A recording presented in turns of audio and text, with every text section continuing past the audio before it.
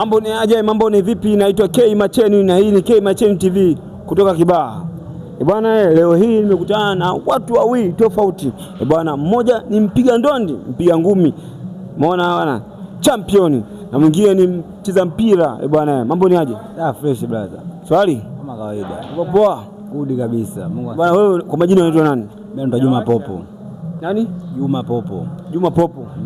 Bwana, Juma Popo Zanzibar.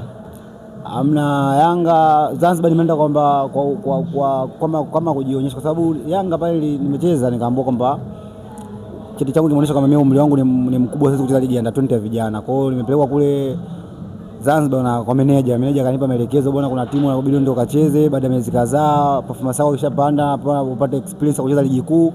Zaidi hapo na narudishwa, naweza nikarudi tena Yanga. Naam, nilisema baki hapo hapo usiondoke, nimerudi tena bwana.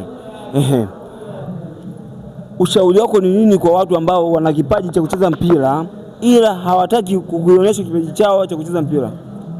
Mimi cha kuwashauri vijana pia, cha kwanza wasikate tamaa, cha pili pia wapambane, maana nafasi zipo kwa mtu wote ambaye anataka nafasi kucheza mpira. Nafasi zipo, kwamba sio kama mimi tu ndo kwamba leo nipo nimeenda Yanga, nimetoka nimeenda Kipanga kwamba nafasi zimeisha. Hapana, kwamba mimi naweza nikacheza leo nipo Yanga, kesho nipo timu nyingine, kwa sababu hizi mpira ni nafasi za kupita na za kucheza.